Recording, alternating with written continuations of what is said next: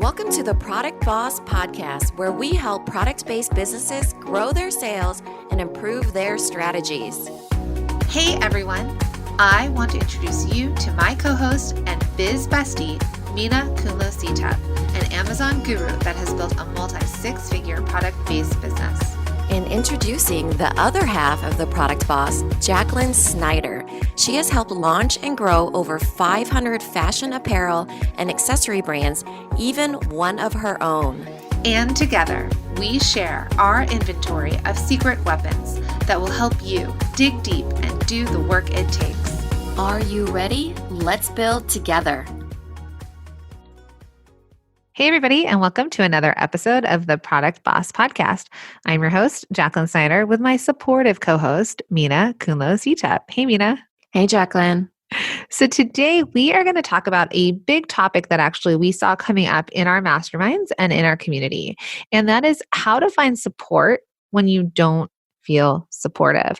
So I know a lot of you will message us about Mina and I and saying like, we're really lucky to have each other. And it is 100% true that we're so fortunate to have built a business together and have each other to support each other.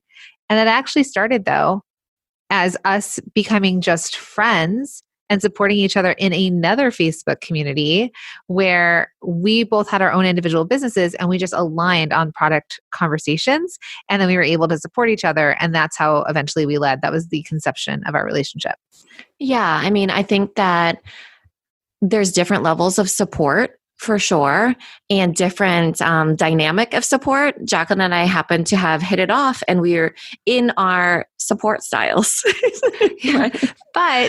But Mina's in business. So Mina has two business partners, myself, and then her other business, Little Labels, is with your husband, correct? Right. And with my daughters.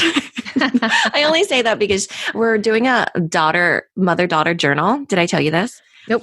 We're doing a journal and there's prompts from the mom and from the daughter. And so one of them was like, what's your favorite thing about your mom? And I have to say, what's my favorite thing about my daughter? And it was that she owns a business. I thought it was going to be something like really sweet, but at the same time it was. And I thought, wow, she's so proud of me. I don't know. It made me feel great. It was her way of showing support and not in the way that I expected. Then I was like, wow, she's really impressed by me owning my own business, you know? Versus my kid, do I really have to go to aftercare again because you have to work? Or, mom, why do you have two businesses? If you had one, maybe you wouldn't work so much. So you're lucky you have supportive kids. Yeah. Right. And that's this, you're right. Where to find support when you don't feel supported by your own kids? Like, how many Legos do you need? Mommy needs to work.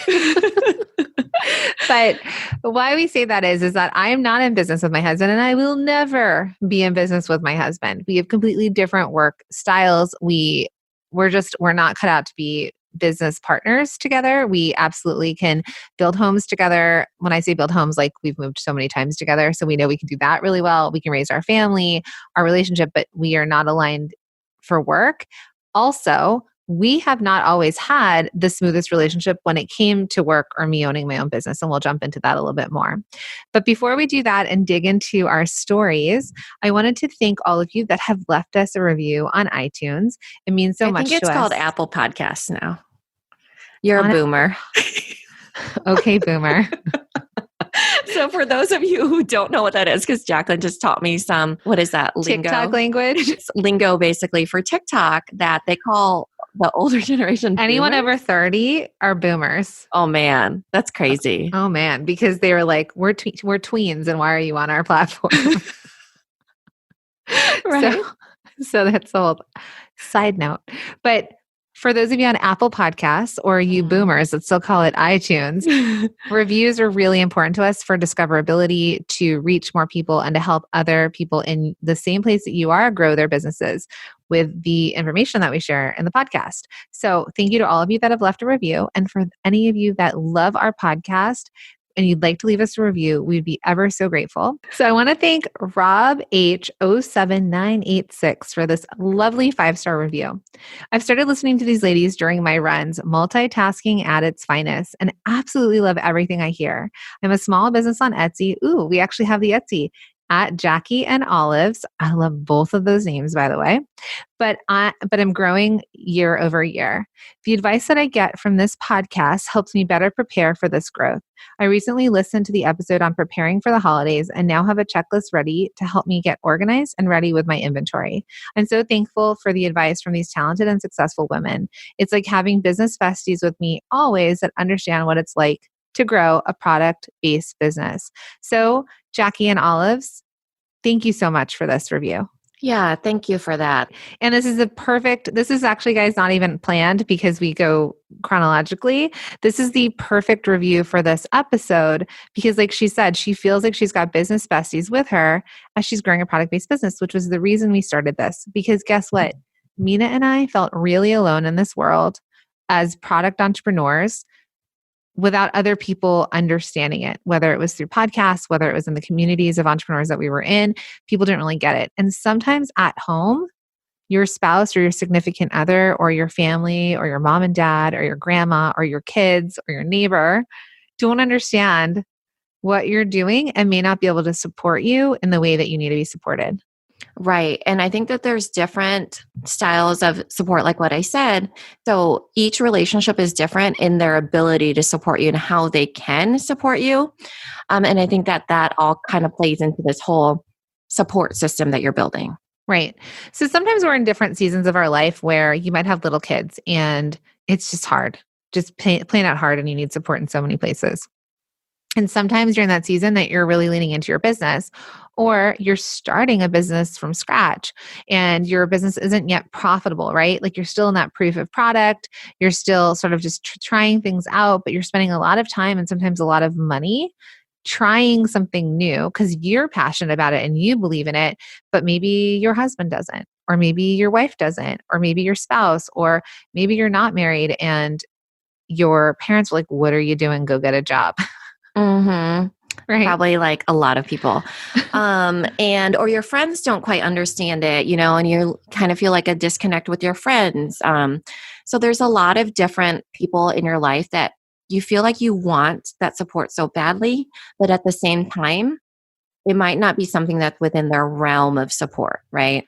Yeah. We know a lot of you actually are at work, probably listen to this podcast. Some of you that your product-based business is still your side hustle and you got to go because you've got things to do. Maybe you have to make it to the post office to ship on time, right? And like you got to leave work. What are you supposed to tell your boss? Oh, I've got this side hustle that's starting to do really well. And I got to make it so that USPS doesn't like shut its doors so I can get my stuff shipped out. They don't know. So I think one of the first things to tell you all is that we're all aligned with some people and we're all misaligned with some people, or they're not everyone is the right person to support you in every aspect of your business. And I learned that pretty early on in being an entrepreneur. Yeah. I will tell you that my parents, for instance, how I always say that they don't really understand what I do. So for my whole entire life, you guys, my whole entire life, they've never understood what I've done. Never. The graphic design, all that stuff, working, nothing. I worked with computers, quote unquote. Well, the other day, my dad was like, "Oh, so Mina, look," because he had called me when I was coming back from North Carolina when I met up with Jacqueline. He's like, "Seems like you're traveling a lot. Is that for work?" Like so confused by it, And I was like, "No, yeah. I'm on vacation." And I said, "Yeah, it's for work." And he's like, "Who pays for that? You or the business?" I was like, "Well, the business does, it's for work." And he's like, "Oh, if you need to go next time, Dad will take care of the kids." I was like shook by the whole conversation. I was like, what's happening here? He doesn't even know. He knows that for work. And I think he was able to connect the dots in that way. Oh, she's traveling for work instead of even understanding what I was even doing. Didn't even ask me what I do for a living. Does he know which work? No, no. Which business? He does not. He knows nothing besides that she has to go somewhere for work and she probably needs someone to help with the kids. And that was his way of being supportive. I mean, he watched my Facebook Live the other day and said, "Good job, Mina." First comment ever. Didn't probably understand a darn thing I was saying on that Facebook Live. He knew where to type. Yeah, right. I mean, he's pretty tech savvy with Facebook. So I think a lot of us may initially find that support potentially in our parents or in our in-laws. Like Mina and I are going to social media marketing world, and my in-laws are flying from California to New Jersey in the winter to help me watch my kids because my husband's not around all day because he's a Broadway actor and I need someone to watch my kids. And that's just what we're doing because they know I'm flying for work. So we're really lucky. Some of us do have that support of family that either live in your town and can help you with your kids or that are willing to fly across the country and not a nonstop flight to help you with your children. So sometimes you have that. And then sometimes, like me, I live by myself on a coast where not a single person, like I do not have a single family member here, you guys, and I'm from 5 kids. So they're like where if I lived at home, there are so many of us, and living here, I'm by myself. So the other side is that I need to pay for help sometimes, or I need to lean on my neighbors for certain things, like Mina's saying, to find things like, can you walk my dog because I'm busy doing this? Or can I send the kids over to your house because I need 2 hours to ship these packages out or get them put together? So, or I'm going to hire a babysitter for $15 an hour because, that $45 I'm going to spend on the babysitter is 100% worth it for what I'll get done in the next 3 hours. So sometimes you do have to pay for that support too in certain aspects of your life. Yeah. And I think that evolves too. Like I was saying with my dad, right? He wasn't supportive ever until literally when he retired, which was like a year ago, right? And it's probably because that was when he was like, oh, I have so much more time to just think about my children. So I think that it does evolve and we kind of make do with the best that we do. But keep in mind that the support, it's not always what you expect it to be, Right. And so, like with my dad, I never expected him to be supportive because he didn't fully understand it. If I had, it would have been really disappointing for me. My parents don't know what I do, or I wish that they helped me with the kids more, or all these different things. And that's my own expectations. When normally I would just be like, okay, what kind of aftercare can I pay for? I'm chuckling because my mom is a product-based business. So mom, if you're listening, text me. She might not. Most likely is not. She's listening to Brooke Castillo's podcast instead. Does she listen to podcasts though? She does. Okay. So when she asks me questions, I'm like, have you listened to my podcast? You need to send her the episode link. Mom, send me a DM. No. So there's that. Now I want to talk about spouses because we work with a lot of product-based businesses. And those of you that are in our masterminds or in our community and we've been talking about this, shout out to you. Our support is with you. And we told you we were going to create a podcast about this because if it's happening for some of you, it's happening for a lot of you. So one of the biggest struggles, I think one of the hardest ways, sometimes like if you've created a product business and it's like turning money over and you're like making a ton of money, your spouse might be like, oh, heck yes. Like, this is awesome. Like, keep doing this. You can retire me. But when you have a business that's struggling or starting up and there's so much work and time away from your normal routine that it takes, it's hard sometimes to get your spouse on board if they're not seeing the result that their expectations are thinking that they should see versus what your expectations are. Right. And I think it's especially difficult for husbands, let's say, because they want to solve those problems. So when they see you struggling with unpurchased inventory, or see you struggling with, strangers on the internet reviewing your product and making you feel bad, they want to solve that for you. But that's not really, you don't really want that solved. You just want their support, right? You just want to be able to vent. You just want them to be able to have your business. And I think that's really hard too, because they're not quite sure how to support you.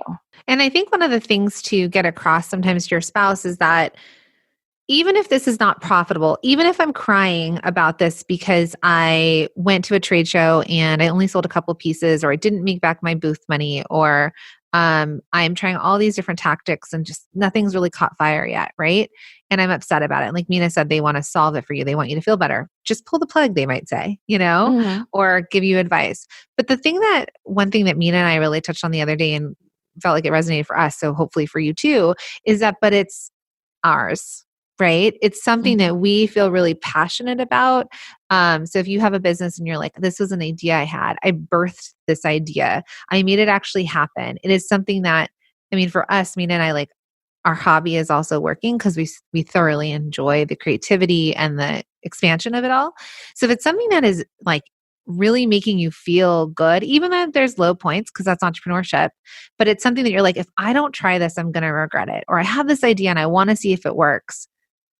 Just let them know, like, it's hard. Going to the gym to work out is hard. We talk about this analogy a lot, but the end result will be that you're fitter. So whether you are just you're learning from this and it never takes off the ground, but you've come through this journey and you're you're you've exercised this entrepreneurial muscles, or it does take off, it was yours and it was your project and it was important to you to do it. And that's what you want the support in. That, like, just know that it's important to me that I see this through.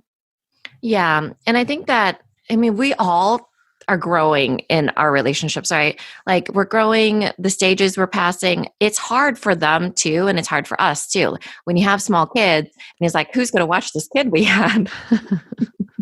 you know? Not And so me. I got to I pack thought my it was you. boxes. Yeah. I thought it was you. Yeah. So there's like that role that it's like expected of, you know, you don't know, you have to decide who's going to play the certain roles. And I think that's really hard too, because it's like, oh, you're at home anyways. Why don't you just have the kids home with you? Oh my God. It's like, Never. never could I get something done if these kids are at home, you My know? husband and I in the laundry, we've talked about this several times, and I'm like, just because I have to walk by the laundry to get to my office does not mean, and I'm working from home, does not mean that I'm going to put a single thing in the laundry, because that's not, these hours are not dedicated to that. So, but Hmm. I think what you're saying, Mina, though, is that it's, we're, we're in this really interesting time of, depending on how old you are and how old your spouse is or your partner is, um, that there's different roles that we've played at home or in business or working, right? If you are a millennial, there might be different things that have happened for you. You may be traveling and like never had been expected to get a full-time job. Or some people are like, no, no, no, this is the role that we're in. Like you as a woman work part-time and you take care of the house and the family, and I work full-time and I'm the man. These are just like big generalizations. So as a business owner, and if you're a female business owner, which the majority of you that are listening to this are, we are defining new roles for ourselves. And we're kind of Yeah. figuring it out. And we're hoping that our significant other can figure it out with us. Totally. And I don't think that it's like a man female thing exactly. I think it's that even with if it's a stay at home dad, for instance, people still expect him to do laundry if he was doing work at home. It's that stay at home, quote unquote, role, whether whoever does this, if you hire it out, it's a constant like transition of who's going to play that role. Right. And it's not something that's solved in one conversation. And there might be continual fights that you guys have or conversations about it. But it's something that, if you can take some time yourself as the business owner, the entrepreneur, the dreamer, and decide what you want out of this business and what kind of support you're looking for, it might just be telling your spouse, look, this is going to be hard. And I just need you to pick me up when I feel down. I just need you to let me do this trade show or wake up early and go to this farmer's market, and you got the kids. I just need you to let me do this.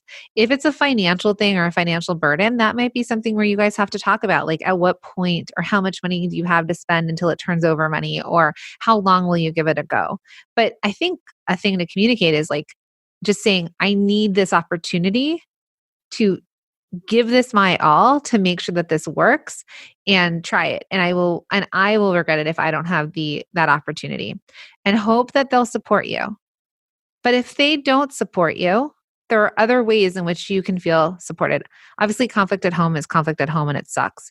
But there are other ways to find support when you don't feel supported.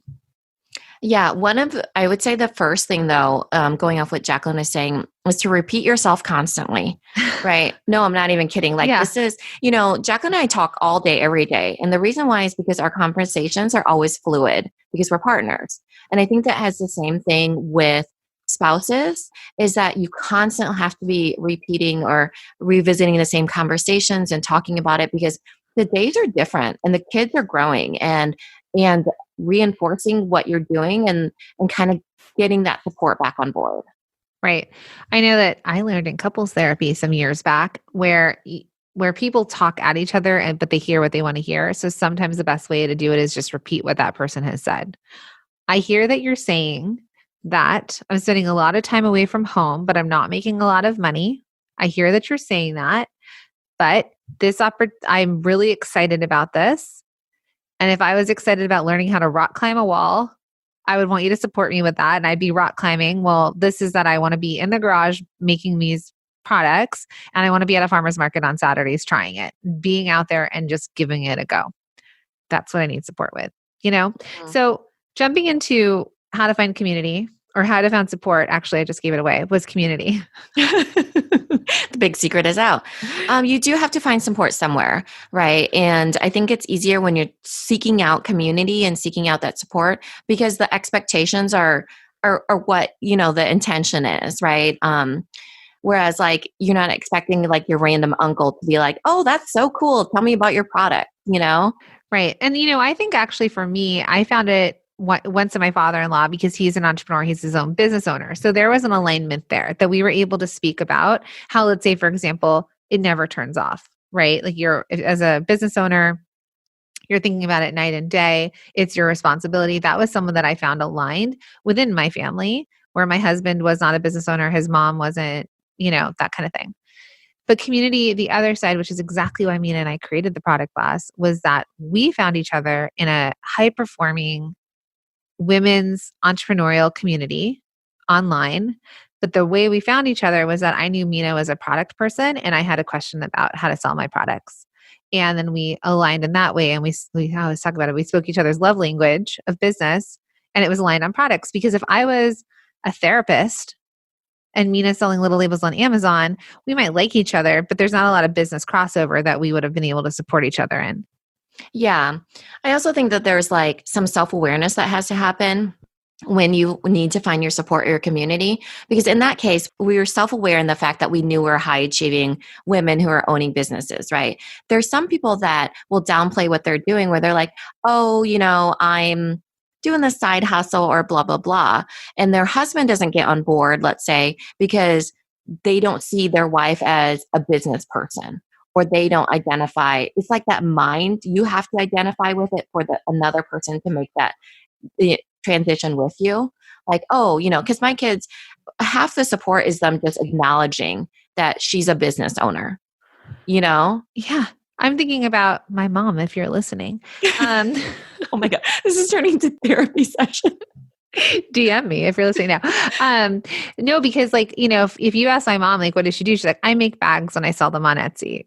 Or she doesn't say like, I own a business of resort bags that are imported from Morocco that are customized. She doesn't have her little, like her pitch or say that she necessarily owns a business. And I know a lot of you that are makers or you identify a little bit more with as a maker than as a business owner.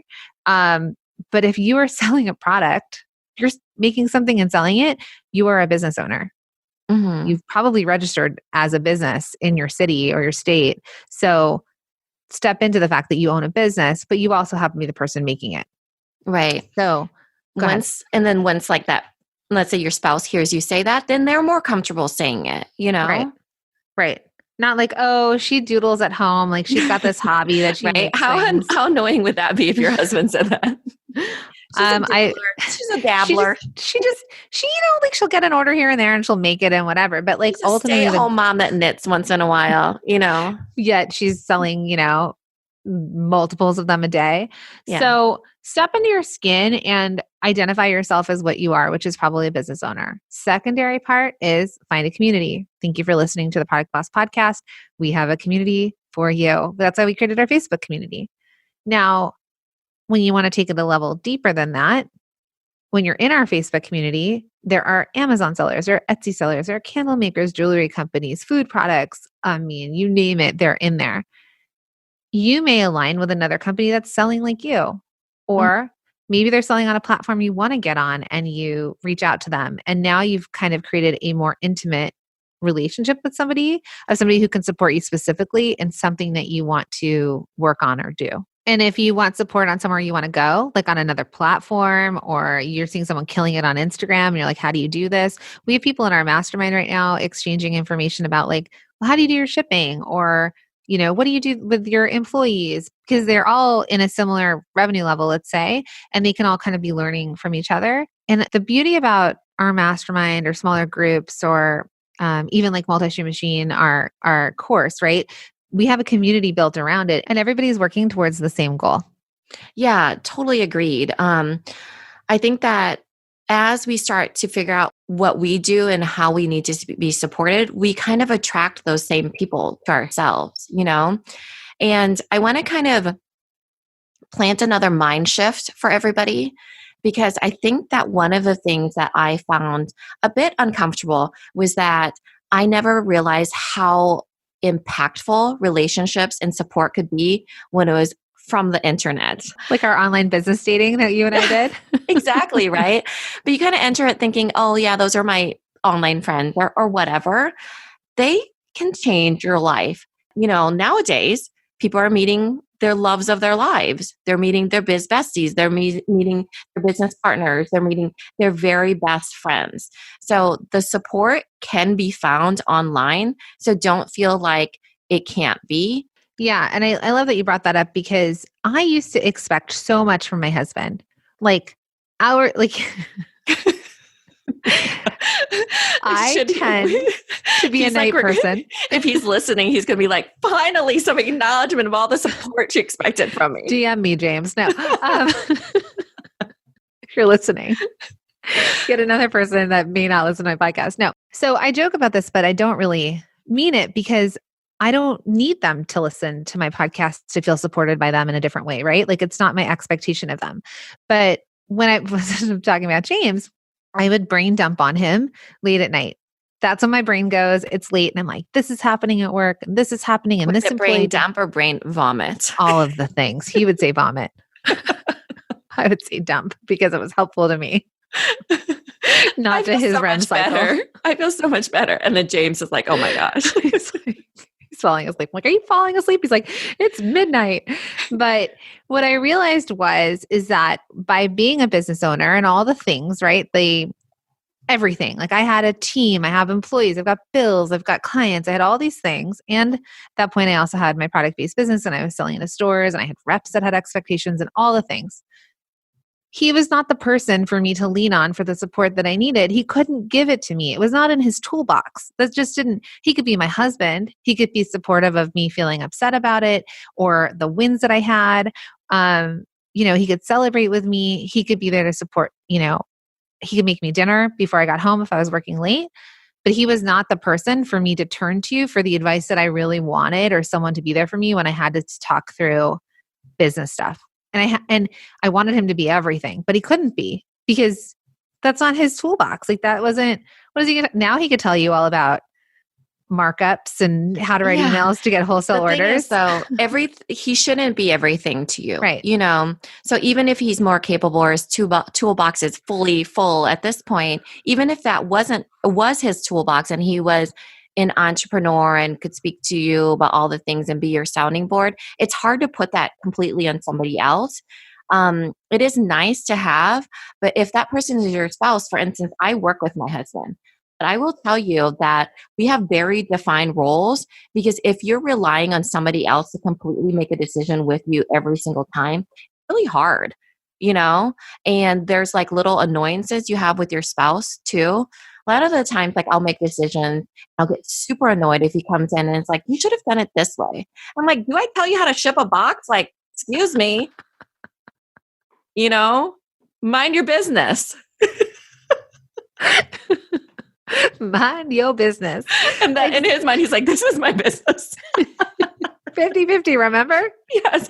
But you know what I mean? So I think that no matter what, it feels good to have that your own set of making your own decisions. That person that's the sounding board, they're just the sounding board, just like your coaches are just coaches and all these things.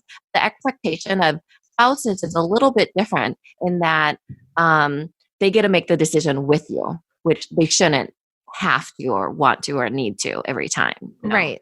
And I think, and we've had people join our groups before, like our masterminds, that they're not married and their parents supported them in joining or like working with an expert, right? We do all have somebody in our world that is supportive. Maybe they cannot be there for us in speaking or however we, certain ways, but they may be supportive in encouragement or, being your cheerleader or helping you financially in a way to help you get to that next goal. So the thing that we want you guys to do and like how to find support when you don't feel supported is you need to be proactive about it and look for it and ask for it. And don't be embarrassed by it. No. And know that this relationship between me and I was created because I wanted to get rid of a product business that I had and I thought I could liquidate it on Amazon. Silly Jacqueline back in 2000 and something. Baby Jacqueline. Because I was like, I need support in this. This is a big decision. I don't know who to ask about this. Oh, look at that person over there that has a business on Amazon. Let me ask her and see what she says. And that started that help that I needed. And then you know why we became friends? Because we started talking to each other about business. And I was going through a major time of transition in my business. And she was there for me to kind of just help clearly reflect to me what I needed. And it took a lot of pressure off of my relationship with my husband having to talk to me always about that and kids and everything. So first and foremost, we invite you to our Facebook group and community. Just find any community. If it's not ours, find anything that aligns with you. But we have that community for you because we want you guys to have a place to turn. And then you can choose within that how much more of an intimate community or support group. If you need an expert coach, if you need a mastermind, if you need to get into a smaller group, that's a course, whatever it is, or maybe there's a local entrepreneurial group where you are. Yeah. Another one is Instagram. I mean, we've talked about this before where you have access to all these people and it's become like a space where you have direct access to somebody. I wouldn't say, do you want to be my biz bestie? I would say be supportive and see what happens. Start commenting, start getting to know people, create a friendship and see what happens. And then say, hey, would you like to jump on, I don't know, like a Facebook call or FaceTime or Zoom That's call? Like, what are you, an old lady now? No, I'm just kidding. Just send them a voice DM. I know. It's so true. The voice thing is amazing. Yeah. Who cares about Facebook Messenger? That's like me referring to dial-up at this point. Boomer. I think naturally as you start to make each other laugh or invite each other into each other's lives and you have these inside jokes or you're like, hey, guess where I am? And you, I don't know, snap a photo of you at Starbucks if you happen to be talking about that or something. Yeah. And I think it naturally progresses and you can tell the people that you really hit it off with. The ones that are responsive and that engage really. But what the whole point of this is that it's going to come down to you. So how do you find support when you don't feel supported? You need to go and find that support. You need to go find the group, the community, the person, the place that you're going to find what you need. You can't just kind of expect it to find you passively, and the current support system that you have may not be the right system built for all of your needs right now. So really it's going to come down to you guys. Like it's going to come down to you to just kind of stepping out of your comfort zone and sending a message, reaching out, going out on a night that you don't normally go out on because there's I used to be part of like the Hoboken Moms entrepreneur group. I was new to the town. I was new to New Jersey and I found an entrepreneurial group for moms and I went. My first 4 friends that were business owners that were quote unquote entrepreneurs were from that group. So that is what it's going to take. And we support you in doing that. Right. And don't be afraid to reach out to us over Instagram as well. We're always on there. So friends, thank you. We support you. We'll see you on Instagram. Talk to you later. This episode is over, but it doesn't have to end. Head over to our Facebook group, search for the Product Boss Biz Community, or the link is also in the show notes. Come connect with other product bosses just like you. We'll see you in there. If you love the Product Boss podcast, we'd love for you to subscribe, share, rate, and give a review on iTunes. Until next time, Product Bosses, let's make it happen.